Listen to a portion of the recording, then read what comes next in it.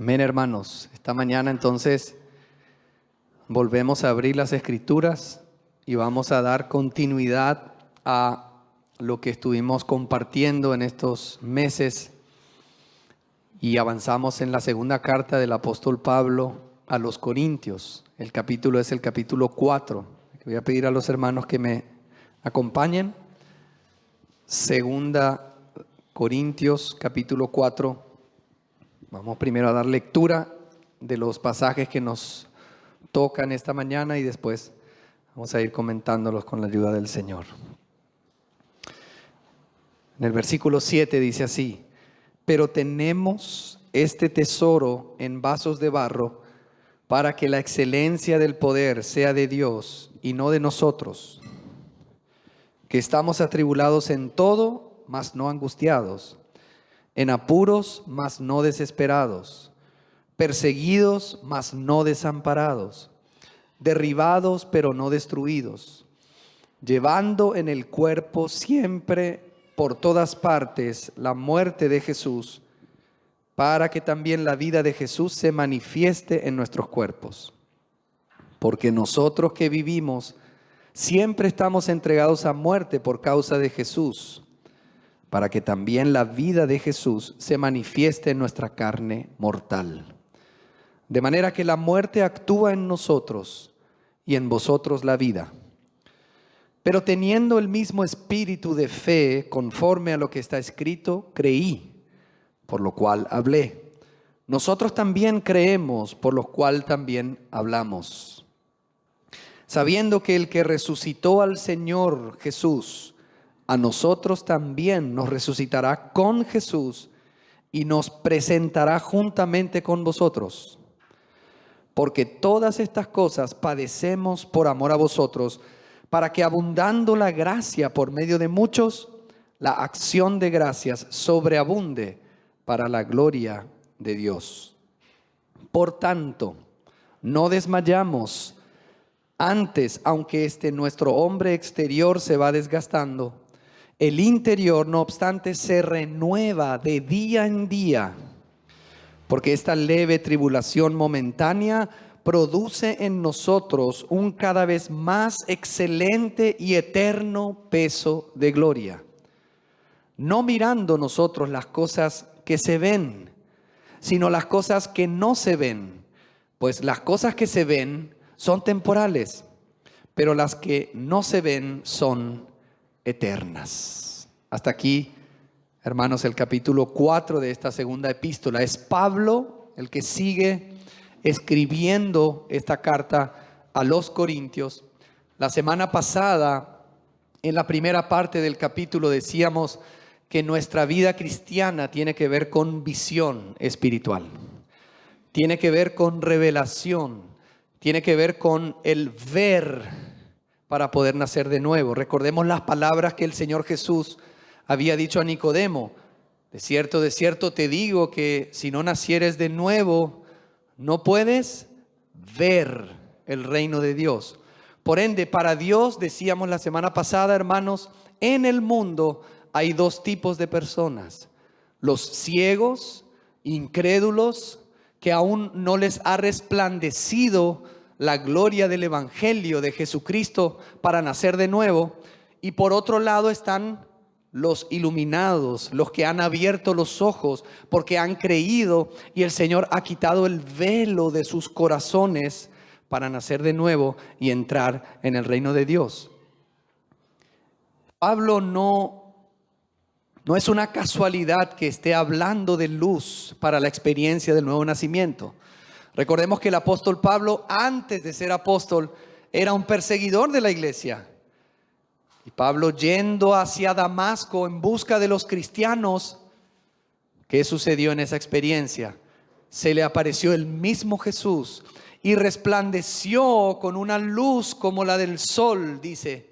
Y Pablo cayó a tierra, Saulo cayó a tierra. Y el Señor mismo le dijo: Saulo, Saulo, ¿por qué me persigues? O sea, el apóstol Pablo sabe que aquellos que se encuentran con el Señor Jesucristo son iluminados con la luz preciosa, el resplandor de la gloria de Dios que está en la faz de Jesucristo para nacer de nuevo.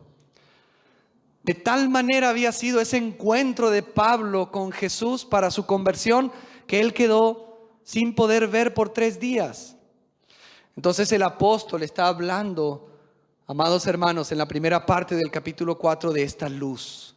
Para algunos que creen que tienen un corazón dispuesto, que tienen un corazón sincero y que buscan el rostro de Dios, el Espíritu Santo ilumina sus corazones para que les resplandezca la luz de la gloria de Dios que está en el rostro de Jesús.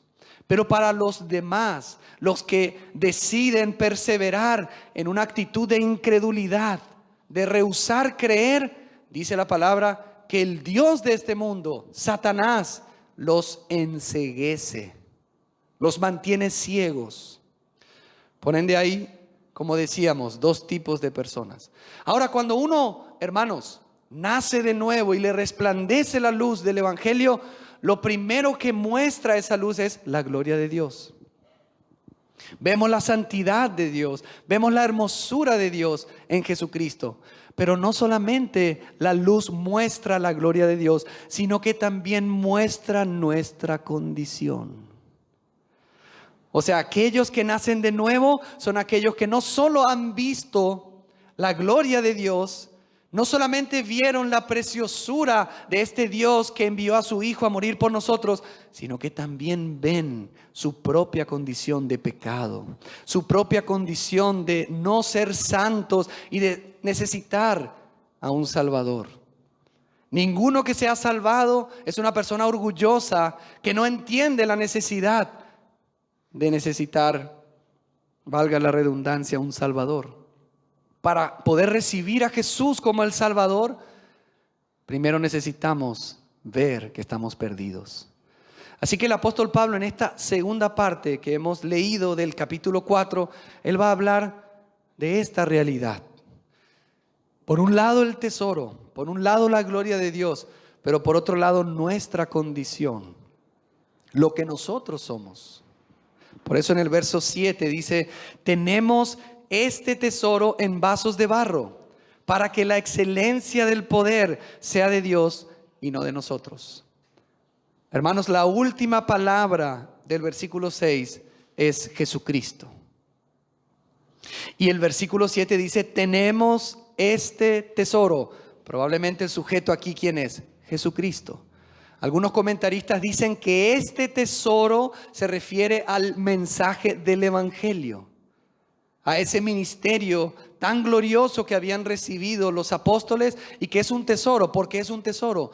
Porque a través del Evangelio se revela el misterio de Dios, que es Cristo. Por ende podemos decir, aunque sea el Evangelio para unos y aunque sea Jesucristo para otros, estamos hablando de la misma cosa, porque el Evangelio es acerca de la persona gloriosa de Jesucristo. Pero Pablo dice, tenemos este tesoro, este diamante, esta cosa tan preciosa, la hemos recibido, pero la tenemos ¿dónde? En vasos de barro. Y Pablo, cuando dice que Dios ha depositado este tesoro en vasos de barro, se está refiriendo a que el Espíritu mismo de Jesús ha decidido morar en nuestros corazones, que somos hombres frágiles. Hermanos, hay este contraste entre la gloria de Dios, entre el poder de Dios, entre la grandeza de Dios y nuestra fragilidad, nuestra debilidad. Hermanos, cuando nosotros nos convertimos, no nos volvemos en superhéroes, en ángeles. Nosotros seguimos teniendo una condición precaria de fragilidad. La palabra de Dios dice que la mujer en el matrimonio es un vaso más frágil, dando a entender la palabra por Pedro que el hombre también es frágil. Y el apóstol Pablo sabía esto. Este tesoro que hemos recibido lo tenemos en vasos de barro.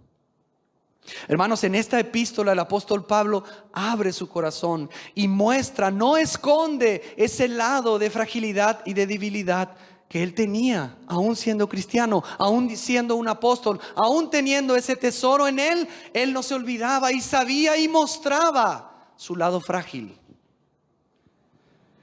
Hermanos, a veces queremos esconder nuestra fragilidad.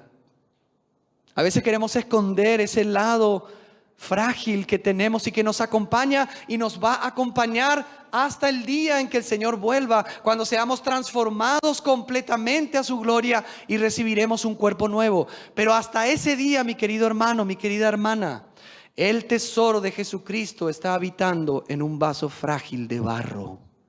Y ese vaso somos nosotros. ¿Verdad que es así?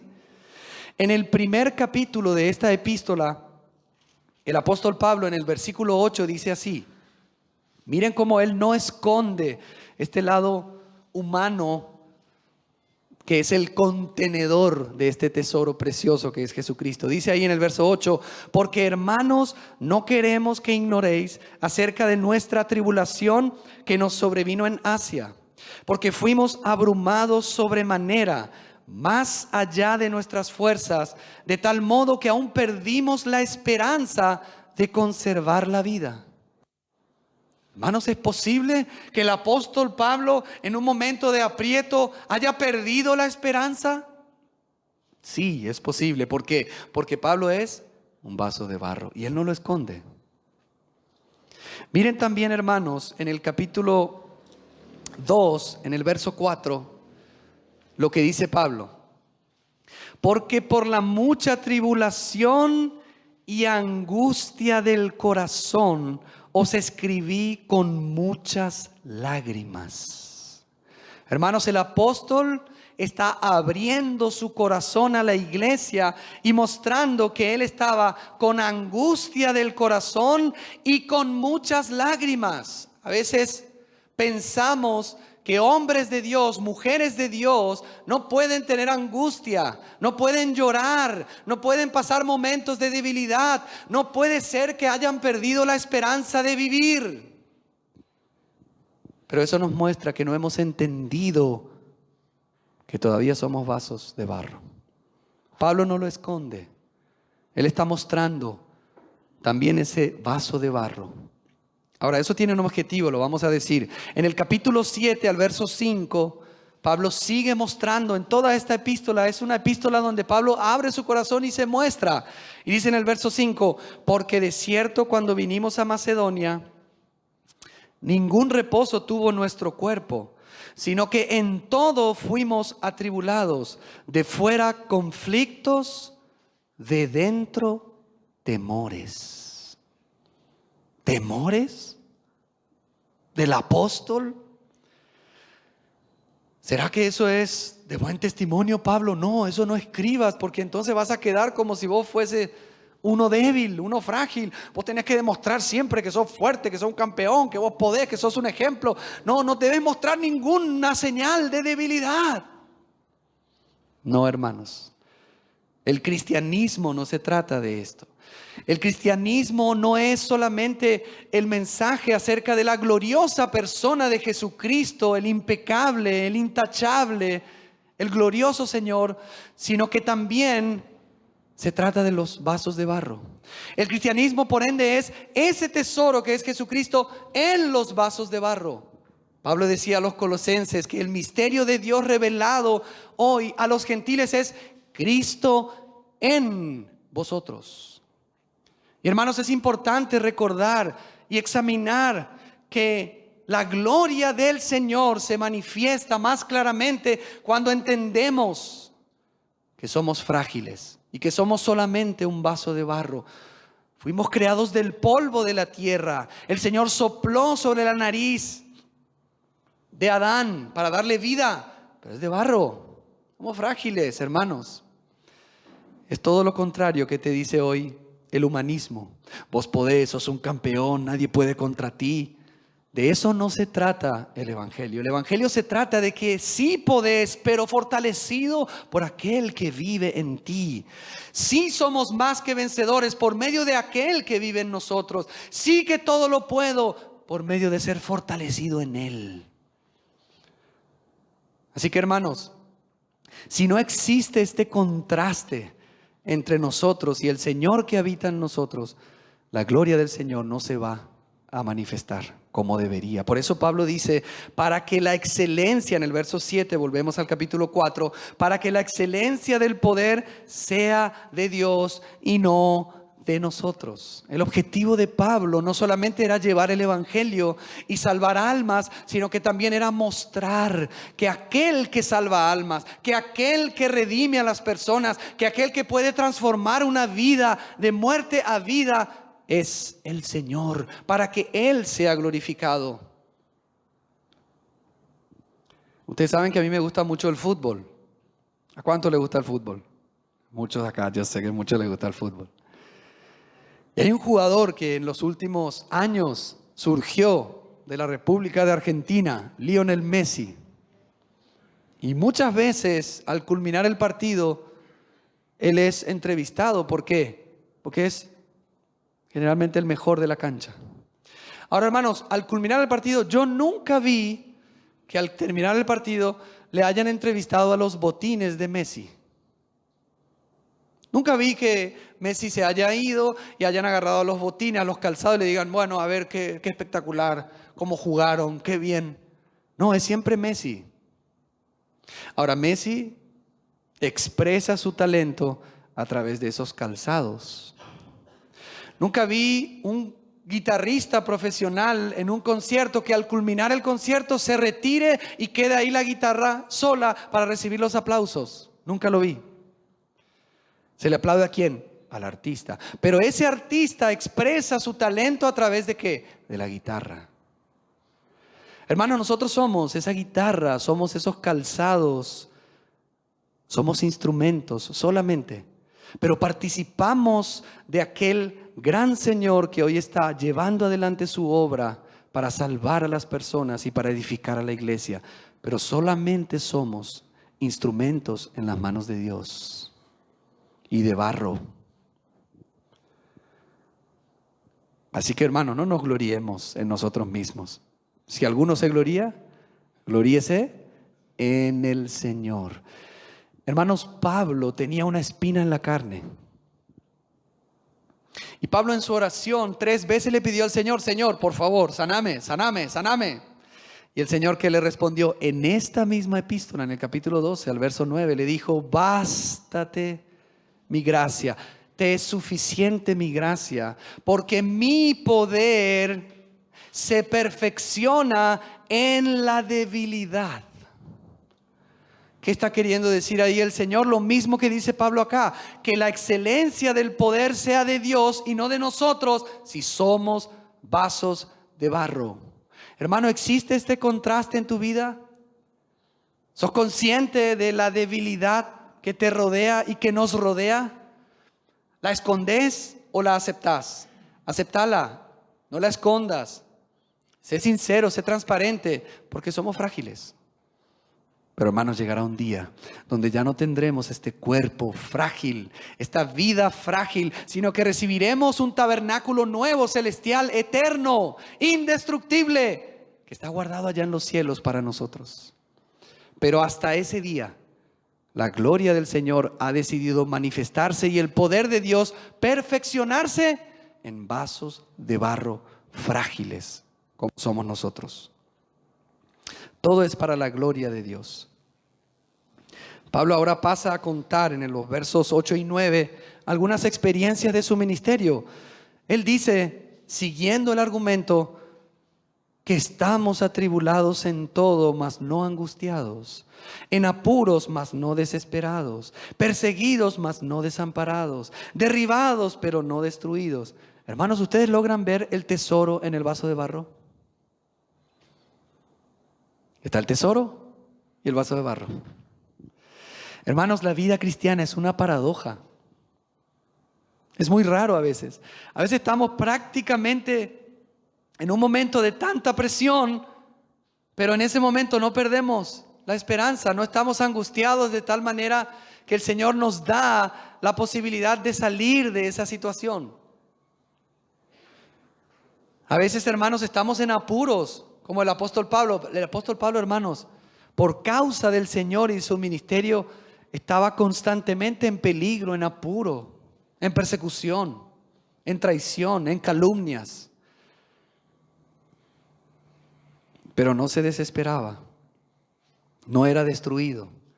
¿Por qué? Porque el tesoro que estaba adentro, de alguna otra manera, siempre le daba la gracia, la salida para poder superar esa prueba. El hermano Watchman Nee decía, hermanos, que nuestra vida cristiana es como un barco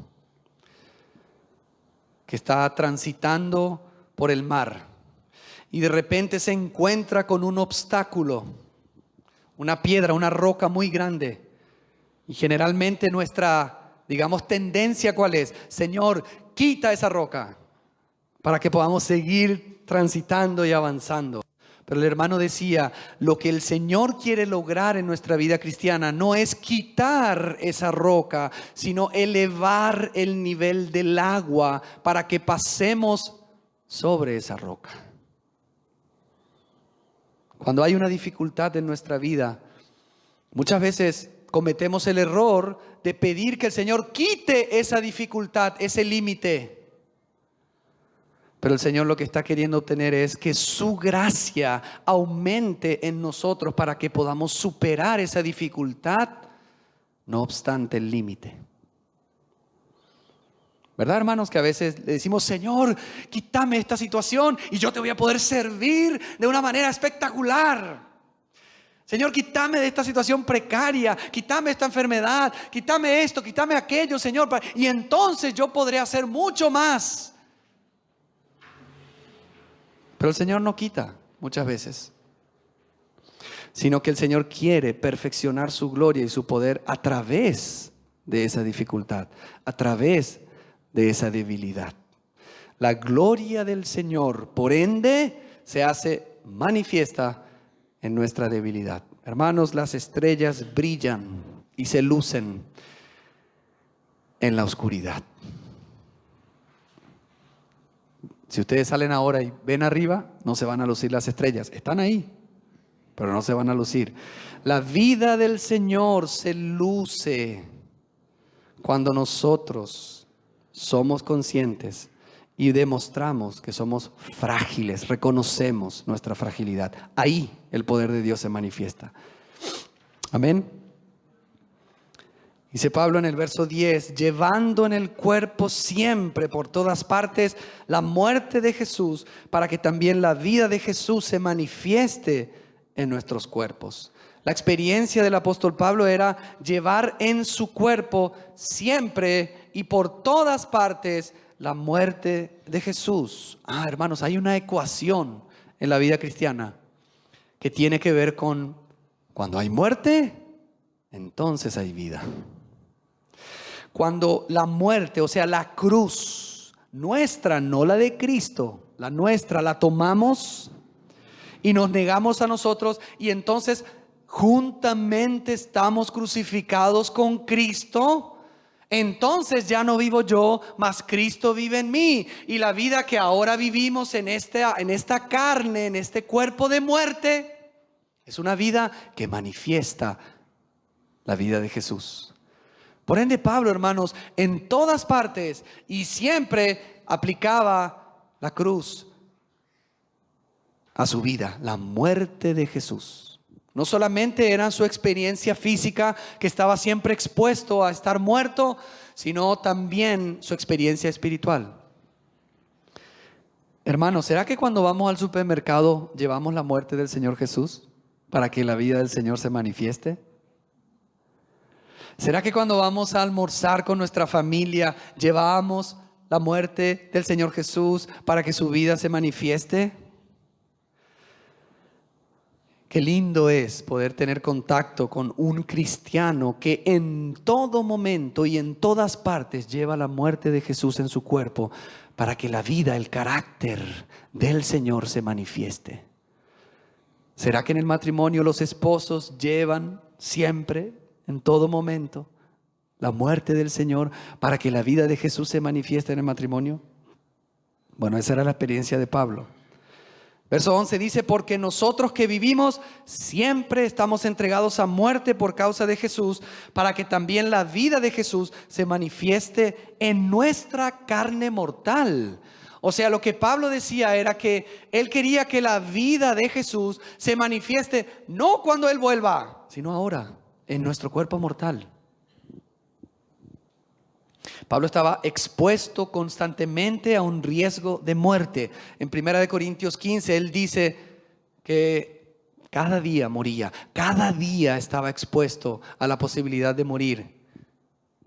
Él no confiaba en sí mismo, él se negaba a sí mismo y estaba dispuesto a morir para que la vida de Jesús se pudiese manifestar constantemente en él.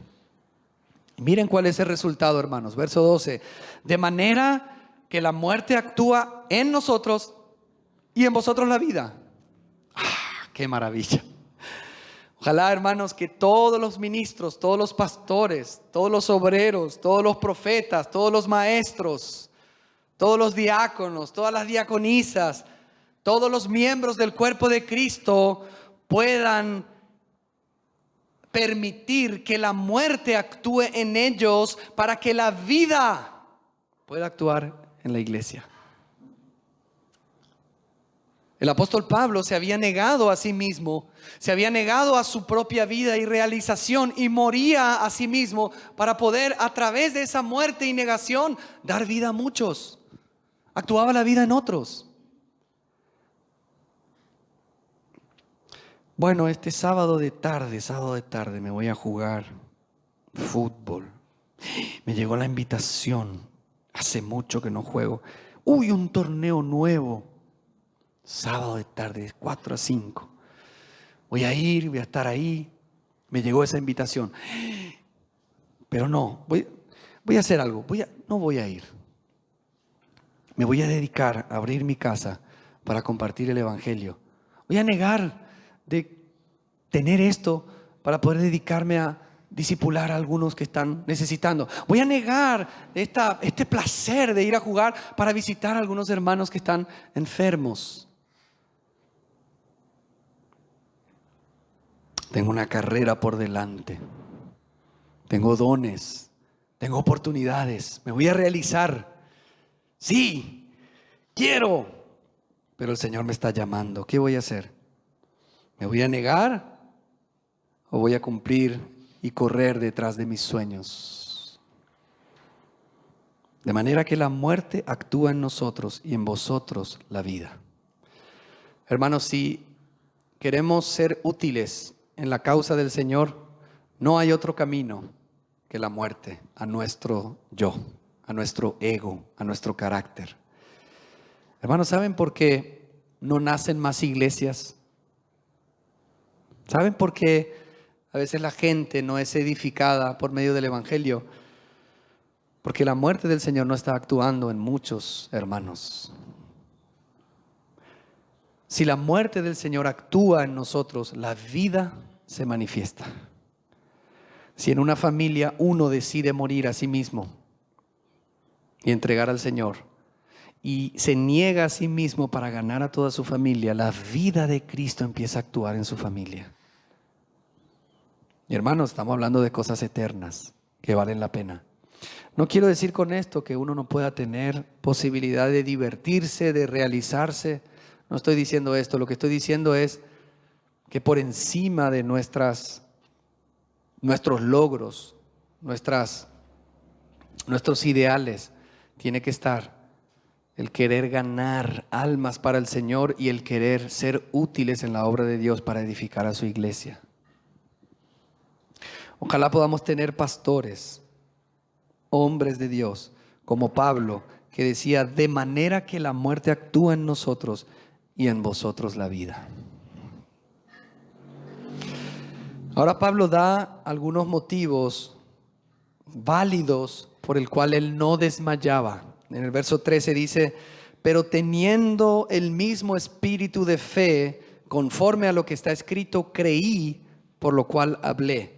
Nosotros también creemos, por lo cual también hablamos. Aunque él estaba atribulado, estaba expuesto a la muerte y constantemente era atacado, calumniado, Pablo no desmayaba por medio de la fe. Él nombra el Salmo 116, que es un salmo donde el salmista está en angustia, está en desesperación, pero en medio de esa situación él invoca al Señor y cree, por lo cual puede hablar. Hermanos, la fe es la llave que abre la posibilidad para que podamos hablar y entender las cosas de Dios. Por tanto, creí, dice Pablo, nombrando el Salmo 116, por lo cual hablé. Nosotros también creemos, por lo cual también hablamos. Pablo sabía que él no era el tesoro, pero él sabía que Dios le había encomendado el mensaje precioso del Evangelio acerca de Jesús, y creyendo en esa promesa y en esa persona y en ese ministerio, él hablaba. Y entonces la vida del Señor se manifestaba para salvación de las almas y para edificación de las iglesias. No dejes de creer, hermano, hermana. ¿Sí? No dejemos de creer. Seamos como Josué y como Caleb, que salieron del país de Egipto y no dejaron de creer en las promesas de Dios y pudieron conquistar la tierra prometida, ¿sí? Establecerse y entrar en el reposo de Dios. Que no nos pase, hermanos, que hemos salido de Egipto pero perdemos la tierra prometida. Podemos perder la tierra prometida, que no es la salvación, pero es el reposo de la salvación. Es la recompensa de la salvación. La salvación se efectúa en Egipto por medio de la sangre del Cordero, y es la fe en la sangre de ese Cordero que fue inmolado que hace que seamos salvos. Pero la tierra prometida está por delante. Seamos como Josué y Caleb. Creamos para no desmayar y avancemos y hablemos. ¿Sí? Amén. Verso 14 dice, otro motivo el apóstol Pablo por no desmayar, sabiendo que el que resucitó al Señor Jesús, a nosotros también nos resucitará con Jesús y nos presentará juntamente con vosotros. Hermanos, cuando creemos en el Evangelio trae beneficios. Uno de los hermanos hoy decía que hay beneficios. Creo que citaba el hermano José en Romanos capítulo 5. Uno de esos beneficios es que tenemos paz con Dios. Otro es que estamos en una condición de gracia en la cual estamos firmes. Pero otro muy precioso, ¿saben cuál es? ¿Cuál es otro beneficio? La esperanza de la resurrección de los muertos. Cuando venga el Señor Jesús, en 1 Tesalonicenses 4, Pablo está describiendo que los muertos en Cristo resucitarán primero, y los que hayamos quedado, si estamos vivos, seremos transformados y seremos arrebatados juntamente con los que murieron en Cristo para reunirnos con el Señor en las nubes. Esa es una esperanza, es la esperanza de nuestro futuro glorioso. Y Pablo no solamente creía y hablaba, sino que también por causa de esta esperanza no desmayaba. Nosotros, dice Pablo, a nosotros también nos resucitará con Jesús el Señor y nos presentará juntamente con vosotros. Hermanos, en 1 Corintios 15 Pablo decía que la garantía de nuestra resurrección, ¿saben quién es? Es Jesús. Él es las primicias de los que han resucitado de los muertos. Entonces, el hecho de que Jesús haya resucitado, eso nos garantiza a nosotros que también nosotros vamos a resucitar. Ahora vamos a resucitar, hermanos. Atención, hermanos, lo que dice aquí. Para presentarnos juntamente con todos los santos, ¿ante quién? El verso 10 del capítulo 5 nos puede ayudar. Dice Pablo, porque es necesario que todos nosotros comparezcamos ante el tribunal de Cristo, para que cada uno reciba según lo que haya hecho mientras estaba en el cuerpo, sea bueno o sea malo. La resurrección del creyente tiene como objetivo que nos presentemos delante del mismo Señor para rendir cuentas de lo que hayamos hecho mientras estábamos en nuestro cuerpo mortal. En esta vida, hermanos, lo que haces tiene un valor para la vida futura. Si vos sos un hermano rebelde, contumaz, que causás división, que afectás la vida de la iglesia y no te arrepentís de esto en esta vida, cuando venga el Señor, nos vamos a presentar delante de su gloria y vamos a recibir retribución de aquello que hayamos hecho. Pero si somos hermanos fieles, que somos constantes en la vida de la iglesia, creyendo en el Señor, esas obras que hayamos hecho mientras estábamos aquí en esta vida van a ser recompensadas y recordadas. La resurrección del cristiano pasa primeramente por el tribunal de Cristo. No pensemos en el reino antes del tribunal de Cristo. El tribunal de Cristo es lo primero que nos espera en la resurrección. Lo primerito. Resucitamos y nos presentamos ante Él. Y ahí, hermanos, ahí se ve. Muchas cosas hoy no vemos, no las entendemos, juzgamos mal, no conocemos. Cuando sea ese día, hermanos, la recompensa que vamos a recibir va a manifestar la vida que hemos conducido como creyentes. Si la recompensa es buena, quiere decir que sí, era un creyente fiel, fue un creyente obediente a su Señor. Si la recompensa no es buena, sino mala, entonces, hermanos, todo lo que quisimos aparentar, en realidad va a caer a tierra. Amén. Pablo dice eso. Y miren a quién le está diciendo eso Pablo. A los creyentes, a los corintios, que lo estaban calumniando, que muchos lo criticaban. Pablo les dice a ellos y a aquellos que estaban en medio de la iglesia criticando, les recuerda, miren que va a haber resurrección. Y todos nos vamos a presentar ese día ante el Señor. Nadie se va a escapar de ese día del tribunal de Cristo. Verso 16 dice Pablo, otro motivo por el cual no desmaya. Verso 15.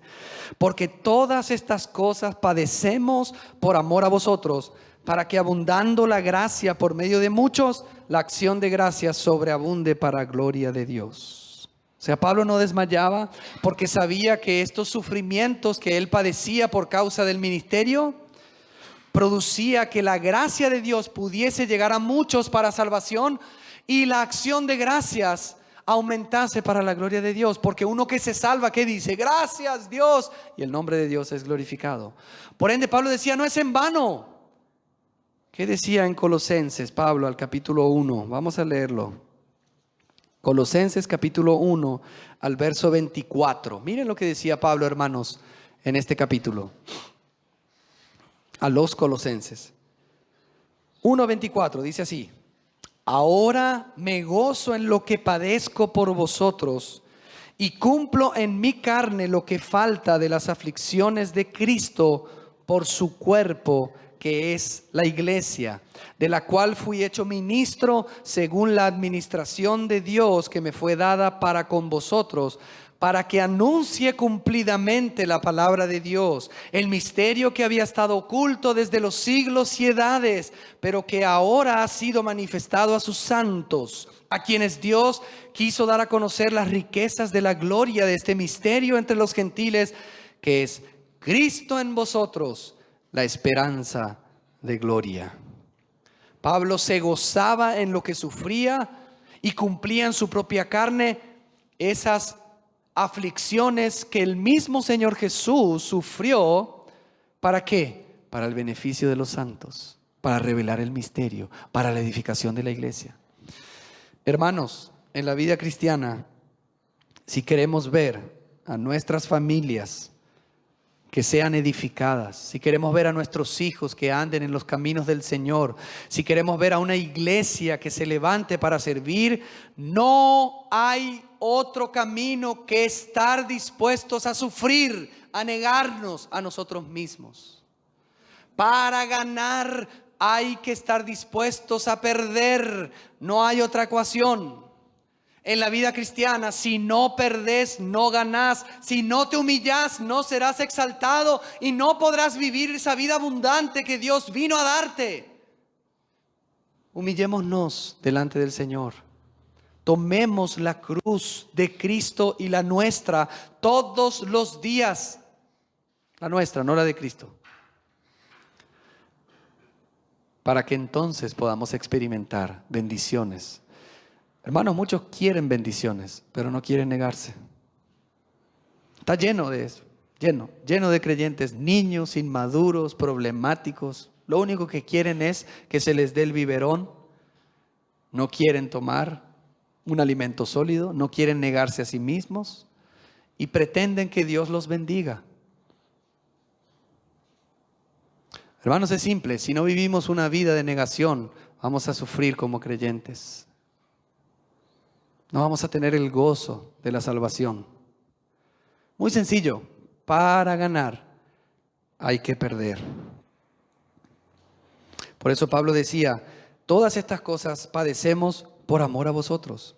Imagínense, hermanos, Pablo estuvo ahí, fundó la iglesia, predicó el evangelio, los visitó, los ayudó, estuvo 1 año y medio, volvió ahí y ahora estaba siendo criticado, estaba siendo despreciado, estaba siendo calumniado, estaba siendo rechazado. Imagínense, y Pablo decía, yo padezco todo esto por amor a vosotros. O sea, no es que yo fui de vacaciones a Corinto, yo fui a predicar el evangelio y sufrí persecución. Ustedes saben que en una oportunidad Pablo se lo consideraba como muerto, se le apedreó y parecía que estaba muerto en Listra. ¿Saben qué hizo Pablo, hermanos? Se fue al hospital, pidió un reposo por 6 meses, se fue a su casa y cuando se recuperó dijo, bueno, ahora voy a empezar a tomar algunas vitaminas y entonces voy a volver a predicar el evangelio. ¿Eso hizo Pablo? Hermanos, parecía que estaba muerto y algunos dicen que se murió. Algunos creen que se murió. ¿Saben qué hizo Pablo? Se levantó, después de que lo apedrearon, se levantó, volvió a entrar a la ciudad y volvió a predicar el evangelio. Bueno, pero era Pablo, ¿verdad? Hermanos, muchas veces nos pueden apedrear en nuestra familia por predicar el evangelio. No físicamente, pero a veces nos apedrean. ¿Y qué hacemos? ¿Hacemos como Pablo? Hermanos, levantémonos y sigamos orando y predicando el evangelio hasta que Él venga, porque tiene sentido, hermanos. Tiene una recompensa eterna. No es en vano que suframos algo por causa de Cristo. Él es fiel y Él va a recordar tus sufrimientos y tus lágrimas y las va a recompensar. Pero sé fiel hasta la muerte. No desmayes. Cree en el Señor. Levántate y seguí. Así como decía Pablo. Por eso en el verso 16 dice, por tanto no desmayamos. Antes, que significa al contrario, aunque nuestro hombre exterior se va desgastando, el interior no obstante se renueva de día en día. Hay un teólogo que se llama James Denney, escocés. Él decía que es muy triste ver el deterioro físico de un impío, de uno que no tiene al Señor. ¿Saben por qué? Porque ese deterioro físico externo es un deterioro de todo su ser. Lo que está sufriendo exteriormente, ese envejecimiento, ese desgaste físico externo, es también un desgaste interno del corazón. Se está echando a perder todo su ser. Es muy triste. Pero él decía, este teólogo, eso no sucede en los creyentes. Nuestro hombre exterior, nuestro físico se va desgastando, se va envejeciendo, se va debilitando, pero el interior se renueva. Ese desgaste no llega a tocar la vida de Cristo que está en nuestro espíritu, porque nosotros estamos escondidos con Cristo en Dios. Y ese desgaste externo no corresponde al desgaste interno, sino que adentro hay una renovación. Ese nuevo hombre se renueva y el espíritu recibe cada día una renovación. Y esa es la realidad que nos va a acompañar por toda la eternidad. Qué precioso, ¿verdad, hermanos? Nuestra esperanza. Tenemos un hombre interior que se renueva de día en día, aunque el exterior no es así, ¿verdad? Pasan los años, decía un predicador, que si llegas a los 35, que parece que es el pico donde uno empieza esa parábola descendente de nuestra existencia, después de 35 años, si vos ya no sentís a la mañana cuando te despertás ningún dolor, quiere decir que estás muerto. Porque nuestra experiencia es que avanzan los años y aumentan los dolores. ¿Verdad que es así? Que la cabeza, que la columna, que la rodilla, que esto, que aquello. La edad es terrible y la vista y nuestro hombre exterior se va desgastando. Pero hermanos, recordad que el interior se renueva de día en día y se prepara para vestirse con un nuevo vestido, un cuerpo glorificado. Amén. ¿Será que esa es nuestra experiencia, hermanos? Porque si esa es tu experiencia, significa que sos creyente. Porque si no es tu experiencia, arrepentite y cree mejor, porque dentro de poco vendrá el Señor y lo que te espera son las llamas del infierno. El Señor pueda tocar tu corazón si esta mañana estás acá por primera vez, para que el Señor gane tu corazón, te arrepientas de tus pecados, creas en el Señor y serás salvo. Dice en el verso 17, porque esta leve tribulación momentánea produce en nosotros un cada vez más excelente y eterno peso de gloria. Qué impresionante el apóstol Pablo. Dice de sus tribulaciones, de sus luchas que son leves. Esta pequeñez que me sucede, le apedrearon, lo bajaron de una ventana por una canasta, estuvo siempre escondido, lo negaron, lo abandonaron, lo dejaron solo, tuvo naufragios, enfermo, aquí y allá. Está leve, latigazo, hermano, él dice que tenía las cicatrices de Cristo en su cuerpo. Terrible lo que sufrió el apóstol en toda su vida. Cárceles, prisiones, libertad de vuelta, escondite y latigazos y piedras. Hermano, imagínense que salgamos acá y nos empiezan a tirar piedras. Y acá y allá. Y al día siguiente venimos, vamos a evangelizar otra vez y viene cintarazo. Hoy cinto. Al día siguiente garrote. Y todos los días así. Y Pablo dice, esta leve. Qué impresionante. Esta leve tribulación momentánea. Hermanos, ¿por qué Pablo dice esta leve tribulación momentánea? No porque era leve, sino porque comparado con lo que le espera, con lo que se está gestando en él adentro, con lo que le esperan los cielos, no es nada para Pablo. Pablo dice lo mismo en Romanos capítulo 8, en el versículo 18 dice, pues tengo por cierto que las aflicciones del tiempo presente no son comparables con la gloria venidera que en nosotros ha de manifestarse. Pablo dice eso. Las aflicciones del tiempo presente no son comparables con esa gloria venidera. Por eso Pablo, al comparar la gloria venidera, dice esta leve tribulación momentánea, porque la gloria es eterna. La tribulación es momentánea, hermanos, va a durar un tiempo. Pero ya pronto entraremos completamente en la gloria. Y Pablo dice que eso produce en ellos cada vez más un excelente y eterno peso de gloria. Esta mañana, como ayer, me levanté y me puse en una balanza. Y uno se asusta a veces, ¿verdad? Porque ve un número que no quiere. Y ayer creo que mi esposa me decía, no te preocupes.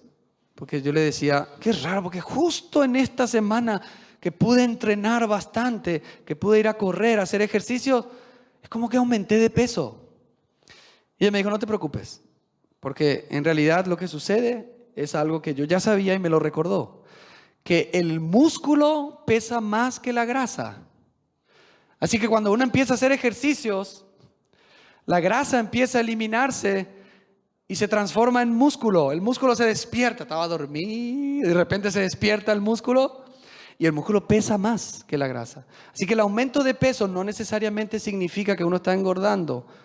Ahora, preocupate si cuando te pones el pantalón no te entra. Ahí sí significa que estás engordando. Entonces yo decía, qué bueno, aumentó el peso por el músculo. ¡Wow! Y me tranquilicé, hermano. Hermanos, cuando vayamos a la presencia del Señor va a haber una balanza. Nos vamos a subir ahí y se va a calcular el peso de gloria que hemos adquirido en esta vida. ¿Cuánto del carácter de Cristo formado en nosotros? Y ese es el peso que vamos a llevar. Y ese es el resplandor de gloria que vamos a tener en nuestra resurrección. El hermano Matthew Henry decía en su comentario que si uno pone en una balanza de dos platillos, la vida eterna por un lado tiene un peso increíble. Y cualquier tipo de tribulación, angustia, dificultad que pone del otro lado jamás va a poder hacer que esa balanza se equilibre o se levante. Siempre va a ser mayor el peso de la gloria que nos espera y que tenemos hoy en Cristo Jesús, garantizada para nosotros. ¿Cuánto peso tenemos hoy de Cristo en nosotros, hermanos? ¿Será que cuando le ves a una persona después de mucho tiempo te dice, hermano, amigo, vos sabés que vos estás diferente, cambiaste? Ya no estás con ese rostro de angustia, de tristeza, de amargura. Hay algo diferente. Che, y en medio de esta crisis, de esta pandemia, yo no te veo a vos. Y no decís más groserías como antes. Ya no mirás las cosas que mirabas antes. Tenés un carácter más tranquilo. O sea, da gusto estar contigo. ¿O será que nos dicen, che, vos no cambiás nunca ya? El mismo de siempre. Es más, peor que antes. Sí, pues me voy a la iglesia todos los domingos. ¿En serio? Uy, si así es el resultado de tu iglesia, yo no quiero ir a tu iglesia.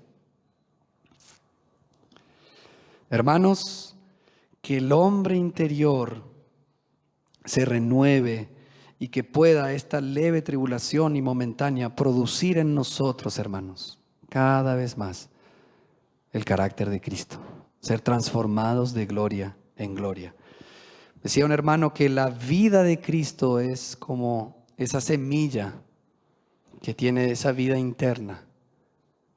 Si esa semilla que cae a tierra no muere, la vida que está adentro no puede surgir. Por ende, hermano, es necesario que seamos quebrantados en nuestro hombre exterior, en nuestra vida. Hermano, desde que me convertí, aumentaron los problemas. Gloria a Dios. Gloria a Dios. Porque esos problemas son necesarios para que la gloria de Cristo y la vida de Cristo se manifieste. A mí lo que me interesa y al Señor lo que le interesa es tu hombre interior, no tu hombre exterior. Dice que Pablo tenía un aspecto que no le daban un centavo. Y nuestro Señor también. No es que uno veía al Señor externamente y decía, wow, no, al contrario. Eso dice la palabra en Isaías capítulo 53. Pero si uno lo escuchaba, lo conocía, sentía su corazón, no te alejabas nunca más de Él. Verso 18 dice, no mirando nosotros las cosas que se ven, sino las que no se ven, pues las cosas que se ven son temporales, pero las que no se ven son eternas. Hermanos, ¿dónde está nuestra mirada? ¿En las cosas que se ven o en las cosas que no se ven? Hay un cuerpo, un tabernáculo celestial que es nuestro cuerpo glorificado, que no se ve, pero que nos espera. No veamos esto. No pongamos la mirada en las cosas de este mundo, no hagamos tesoro en esta tierra, sino miremos allá, todas cosas que sabe la iglesia, ¿verdad? Ahora uno dice, pero ¿cómo? ¿Cómo voy a aplicar esto a mi vida? Bueno, hermanos, es muy simple. Aplicar estos principios para nuestra vida es cuando nos fortalecemos en el Señor y obedecemos a sus mandamientos. Por ejemplo, un ejemplo muy práctico es, apenas te levantás, al menos media hora con el Señor. Algo muy práctico, ¿eh? media hora orando y leyendo su palabra. Eso, por ejemplo, tiene un efecto espectacular durante el día para los creyentes. Por ejemplo, leyendo y estudiando la Biblia, escuchando buenas predicaciones, obedeciendo y sujetándonos unos a otros en la vida de la iglesia, aceptando todo lo que viene de parte del Señor como parte de nuestro proceso de santificación y no lamentándonos y reconociendo que somos solamente vasos de barro y que el Señor se manifiesta y se glorifica en vasos frágiles, hombres y mujeres débiles y frágiles que contienen el tesoro de Dios revelado a la humanidad, que es Jesucristo el Señor. Que Él mismo, hermanos, pueda obrar en nuestros corazones y que podamos, por medio de su gracia, avanzar en esta vida que tenemos por delante. Amén. Vamos a orar juntos.